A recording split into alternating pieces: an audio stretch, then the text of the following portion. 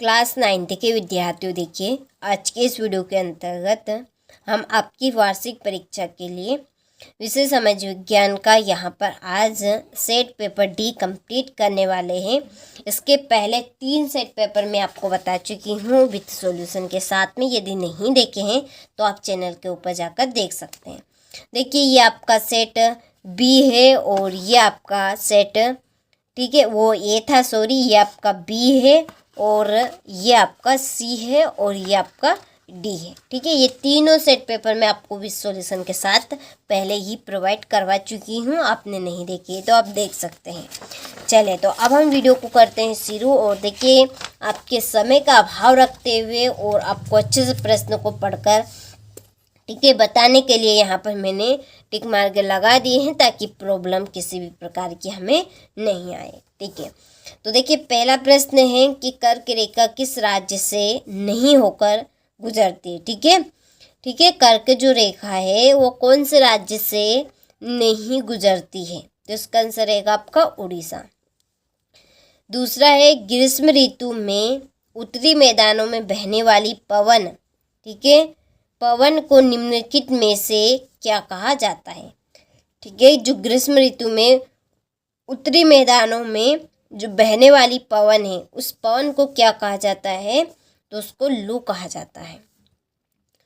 तीसरा है भारत में सबसे कम जनसंख्या घनत्व वाला प्रदेश है, तो भारत में सबसे कम घनत्व जनसंख्या वाला जो प्रदेश है वो आपका है अरुणाचल प्रदेश। चौथा है हिटलर के प्रचार मंत्री थे, तो हिटलर के जो प्रचार मंत्री थे वो आपके ग्लोबल्स थे। पांचवा है लोकतंत्र जनता का जनता द्वारा, और जनता के लिए शासन है लोकतंत्र की यह परिभाषा निम्न द्वारा दी गई। तो ये परिभाषा किसके द्वारा दी गई थी, तो ये आपकी अब्राहम लिंकन के द्वारा दी गई थी लोकतंत्र की। छठा है पालमपुर गांव में कितने प्राथमिक विद्यालय हैं, तो पालमपुर गांव में आपके 2 प्राथमिक विद्यालय हैं। ठीक है, चले तो यहाँ से आप इंग्लिश मीडियम वाले बच्चे स्क्रीनशॉट ले लीजिए। आपके यहाँ पे मैंने टिक मार्क कर दी है, किसी भी प्रकार की आपको दिक्कत नहीं आएगी। अच्छे से आप कंप्लीट कीजिएगा क्योंकि 100% श्योर है, ठोक डाल कर हम यहाँ पे आपको कह रहे हैं कि यही का यही प्रश्न आपको परीक्षा में देखने को मिलेंगे। चलिए तो इसके बाद में रहे हमारे रिक्त स्थान। पहला है कि भारत के कोरोमंडल तट पर सर्वाधिक वर्षा डेढ़ माह में होती है। ठीक है, वो आपकी अक्टूबर से नवंबर। दूसरा है समानता का अधिकार संविधान में वर्णित डेढ़ में से एक है, तो वो आपका मौलिक अधिकार। दूसरे विश्व युद्ध की शुरुआत डेढ़ में हुई थी, तो सितंबर 1939। चौथा है नागरिकों का प्रतिनिधि चुनने का अधिकार डेढ़ कहलाता है मताधिकार। कृषि एवं मछली पालन डेढ़ क्षेत्र में संबंधित है, इसका आंसर रहेगा आपका प्राथमिक। बंगाल का अकाल डेढ़ की कमी के कारण हुआ, तो इसका आंसर रहेगा आपका चावल। ठीक है, चलिए तो यहाँ से आप स्क्रीनशॉट ले लीजिए अच्छे से। इसके बाद में देखिए यहाँ से इंग्लिश मीडियम वाले बच्चे ले लीजिए आप अच्छे से। अब बढ़ते हैं अगले प्रश्न की और यही जोड़ी मिलाइए। तो देखिए पहली जोड़ी है जदीदी। ठीक है, जदीदी की आपकी जो जोड़ी है वो आपकी रहेगी सुधारवादी। ठीक है, ये क्या आपकी सुधारवादी। दूसरा है वाइमर गणराज्य की स्थापना। जो वाइमर गणराज्य था उसकी स्थापना कब की गई थी, तो 9 नवंबर 1918 को। कब की गई थी, 9 नवंबर 1918 को। वॉल स्ट्रीट एक्सचेंज, ठीक है, वॉल स्ट्रीट एक्सचेंज, तो ये आपका अमेरिका का शेयर बाजार था। ठीक है, क्या था ये, अमेरिका का शेयर बाजार। कच्चा माल तथा नगद पैसा, कच्चा माल और नगद पैसा क्या है आपके, कार्यशील पूंजी। क्या है, कार्यशील पूंजी है ये। चीन की जो जोड़ी है वो आपकी है राष्ट्रीय जन संसद। ठीक है, ये आपकी 5वीं जोड़ी है। और छठी राष्ट्रीय वाद्य सुरक्षा अधिनियम कब हुआ था, 1913 में। चलिए, तो ये आपकी जोड़ी कंप्लीट हो चुकी है। तो स्क्रीनशॉट आप अच्छे से ले लीजिए यहाँ से। इसके बाद में देखिए, ये हमारे इंग्लिश मीडियम वाले बच्चों के लिए है। चलिए, यहाँ पर मैं आपकी जोड़ी के नंबर, ठीक है, डाल देती हूँ। आपको अच्छे से इनको कंप्लीट कर लेना है। तो देखिए, ये आपकी छठी जोड़ी है, ये आपकी चौथी जोड़ी है, स्टॉक ये आपकी है, मार्केट, ठीक है, यू स्टॉक मार्केट ये आपकी तीसरी है, नेशनल पीपल्स, ठीक है, नेशनल पीपल्स पार्लियामेंट ये आपकी पांचवी, ये आपकी दूसरी जोड़ी रही, ठीक है। एक्टिव मुस्लिम इन द रूसिया इम्प्रेम ये आपकी है पहली जोड़ी, ठीक है, ये आपकी पहली जोड़ी हो गई। चलिए, ठीक है। इसके बाद में एक वाक्य में उत्तर दीजिए। पहला है, किस नदी को दक्षिण भारत की गंगा कहते हैं? वो कौन सी नदी है जिसको दक्षिण भारत की गंगा कहते हैं? तो इसका आंसर रहेगा आपका गोदावरी। क्या रहेगा? गोदावरी। दूसरा है, तृतीय क्रियाकलाप के उदाहरण दीजिए। तृतीय क्रियाकलाप के उदाहरण कौन कौन से आपके? तो देखिए, परिवहन हो गया, संचार सेवाएं, ठीक है, संचार सेवाएं हो गई। ये आपके तृतीय क्रियाकलाप के उदाहरण हैं। तीसरा है, दूसरे विश्व युद्ध की शुरुआत कब हुई? तो ये आपकी 1939 को हुई। यूनानी में क्रोशिया का अर्थ होता है। यूनानी में क्रोशिया का अर्थ क्या होता है? तो इसका आंसर है आपका शासन। शासन यानी कि अधिकार, ठीक है। चलिए, वर्साई की संधि कब हुई थी? तो वर्साई की जो संधि हुई थी वो आपके 28 जून को हुई थी। कब हुई थी? 28 जून को। और नागरिकों का प्रतिनिधि चुनने का अधिकार क्या कहलाता है? ठीक है, नागरिकों का प्रतिनिधि चुनने का अधिकार क्या कहलाता है? कि खुद को, ठीक है, खुद को चुनने का अधिकार, ठीक है, पर्सनली, वो आपका मताधिकार कहलाता है। क्या कहलाता है? मताधिकार, ठीक है, मन मर्जी का अधिकार चुनने का, ठीक है। चलिए, स्क्रीनशॉट आप ले लीजिए, यहाँ से इंग्लिश मीडियम वाले बच्चे देख लीजिए, फिल कर लीजिएगा आप अच्छे से। देखिए, इसके बाद में सत्य पहला है कि भारत में जनसंख्या का वितरण समान है। भारत में जनसंख्या, ठीक है, लोगों का जो वितरण है वो समान रूप से होता है क्या? नहीं, हर एक व्यक्ति का, ठीक है, एक समान नहीं होता है, हर व्यक्ति एक सार नहीं होता है। तो ये आपका असत्य है।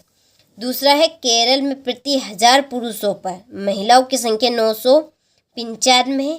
तो ये बात आपकी असत्य। 1000 पुरुषों पर आपकी 940 महिलाएं, कितनी है? 940। तो ये आपका असत्य है। और तीसरा, शोषण की अवधारणा लोकतंत्र की है। तो ये भी आपका असत्य है। चौथा है, पालमपुर गांव में पशुपालन मुख्य उत्पादन किया है। ठीक है, पालमपुर गांव में पशुपालन मुख्य उत्पादन किया है। तो ये आपका असत्य है। जनसंख्या वृद्धि से गरीबी बढ़ती है। सत्य बात है यह। तो देखिए, एक परिवार में 10 व्यक्ति है, ठीक है, 10 व्यक्ति है। अब 10 व्यक्ति जिसमें से केवल 2 व्यक्ति कमा रहे हैं, तो अब गरीबी तो होनी ही है, क्योंकि 10 व्यक्तियों का खर्चा 2 व्यक्ति उठा रहे हैं, तो इतना थोड़ी नहीं उठ पाएगा, और गरीबी उसमें बढ़ती जाएगी। यदि 10 के 10 वहाँ पे कमाएंगे तो ठीक है, गरीबी हट जाएगी। तो ये बात आपकी असत्य, क्योंकि जनसंख्या वृद्धि से क्या होगी? गरीबी और बढ़ेगी ही सही, आपकी घटेगी नहीं। देखिए, छठा है, संपन्न लोग भी आपदाओं के समय व खाद्य की दृष्टि से असुरक्षित हो सकते हैं। ठीक है, संपन्न लोग भी, यानी कि हम कह सकते हैं जो अमीर लोग हैं, ठीक है, वो अमीर लोग आपकी आपदाओं के कारण ठीक है, इसके आपदा हो गई, यानी कि सबसे अधिक बारिश हो गई, तूफान हो गए, जिसमें ठीक है खाने पीने की जो चीज़ें हैं वो सब बहकर चली गई, तो उसमें कौन गरीब और कौन अमीर, सब एक जैसे हो जाएंगे। ठीक है, तो ये बात आपकी एकदम सही है, यानी कि वो भी ठीक है खाने से वंचित हो जाएंगे। चलिए, तो ये हमारे सत्यासत्य यहाँ पे कंप्लीट हो चुके हैं। इसके बाद में ये इंग्लिश मीडियम वाले बच्चों के लिए है, तो यहाँ पे मैं आपके टिक मार्क कर देती हूँ। आप सभी को अच्छे से इनको कंप्लीट कर लेना है। ठीक है, ये आपका सत्य है, ये सत्य मैंने असत्य कर दिया यहाँ पे, ये देखिए। ठीक है, चलिए इसके बाद में छठा प्रश्न, कब और किस नहर के खुलने से भारत और यूरोप के बीच की दूरी कम हो गई। ठीक है, कब और किस नहर के खुलने से भारत और जो यूरोप के बीच की दूरी थी वो कम हो गई। फिर सातवें, व्यापारिक पौने किन्हें कहते हैं, वनों के दो महत्व लिखिए। ठीक है, चलिए इसके बाद में देखिए नवा प्रश्न है, भारत के 2 औषधि पौधों के नाम लिखिए। ठीक है, 10वां प्रश्न है यहाँ पे, जीविका संकट प्राचीन राजतंत्र के दौरान फ्रांस में काफ़ी आम थे, स्पष्ट कीजिए।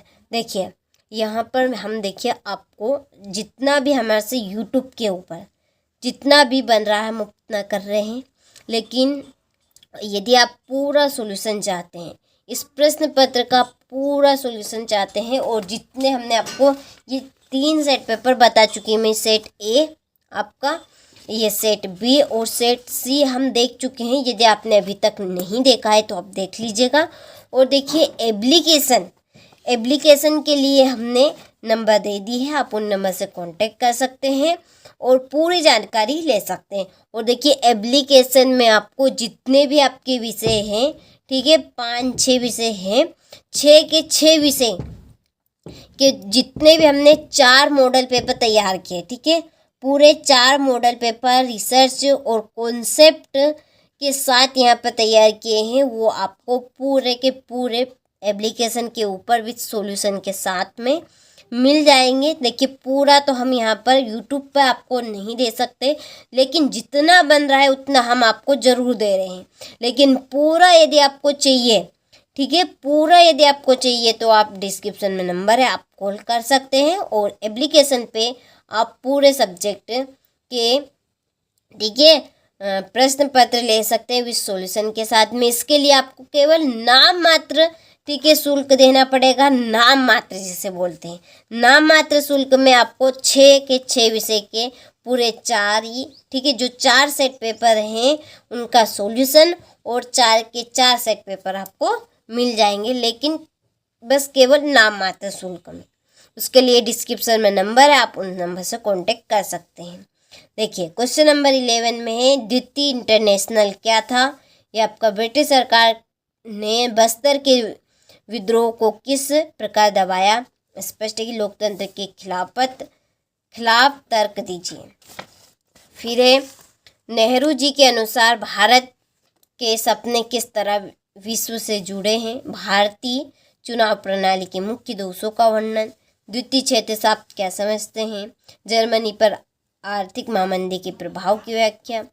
ठीक है, तो ये काफ़ी इम्पोर्टेंट प्रश्न हैं जो कि हमने बहुत ही रिसर्च और कॉन्सेप्ट के अनुसार तैयार किए हैं, ताकि आप सभी को हम 75 नंबर में से 75 नंबर दिला सके। पूरा हमारा प्रयास रहेगा कि आप सभी को अच्छे से अच्छे अंक प्राप्त हो सके, तो उसी तैयारी के बीच में हम लगे हुए हैं। डिस्क्रिप्शन में नंबर है, आप पूरे 6 के 6 विषय के 4 ही सेट पेपर लेना चाहते हैं विद सॉल्यूशन के साथ में, तो आप एप्लीकेशन पर उनको ले सकते हैं। इसके लिए केवल नाम मात्र शुल्क रहेगा। तो